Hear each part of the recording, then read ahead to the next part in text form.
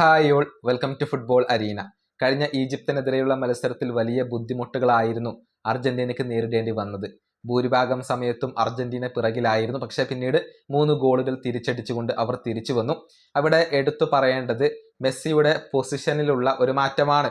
അതായത് അതുവരെ മധ്യനിരയിൽ കളിച്ച മെസ്സി പിന്നീട് റൈറ്റ് വിങ്ങിലേക്ക് മാറുന്ന ഒരു കാഴ്ചയാണ് നമുക്ക് കാണാൻ സാധിച്ചത്. പിന്നീട് മെസ്സി തകർപ്പൻ പ്രകടനം നടത്തി ഒരു ഗോളും ഒരു അസിസ്റ്റും സ്വന്തമാക്കി. ഏതായാലും ഇതേക്കുറിച്ച് സ്കലോണിയോട് ഇന്നലെ ചോദിച്ചിരുന്നു.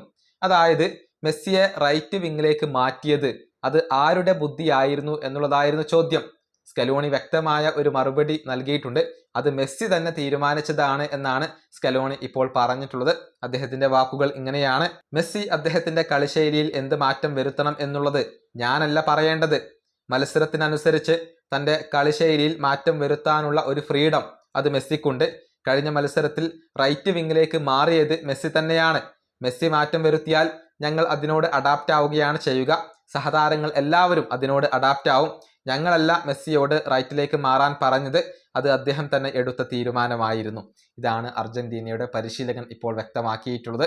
കഴിഞ്ഞ മത്സരത്തിന്റെ അവസാനത്തിൽ റൈറ്റ് വിങ്ങിൽ കളിച്ചത് അത് മെസ്സിയുടെ സ്വതന്ത്രമായ ഒരു തീരുമാനമായിരുന്നു. അത് ഫലം കാണുകയും ചെയ്തു എന്നുള്ളതാണ് ഇപ്പോൾ സ്കലോണി വ്യക്തമാക്കിയിട്ടുള്ളത്. ഏതായാലും നാളത്തെ മത്സരത്തിന്റെ മുന്നേറ്റ നിരയിൽ മെസ്സി തന്നെയായിരിക്കും പ്രധാനപ്പെട്ട ഒരു താരമായി കൊണ്ട് ഉണ്ടാവുക. 8 ഗോളുകളും ഒരു അസിസ്റ്റും ഈ വേൾഡ് കപ്പിൽ നേടാൻ മെസ്സിക്ക് സാധിച്ചിട്ടുണ്ട്. ഈ വീഡിയോ അവസാനിപ്പിക്കുന്നു. അടുത്തൊരു വീഡിയോ കാണാം.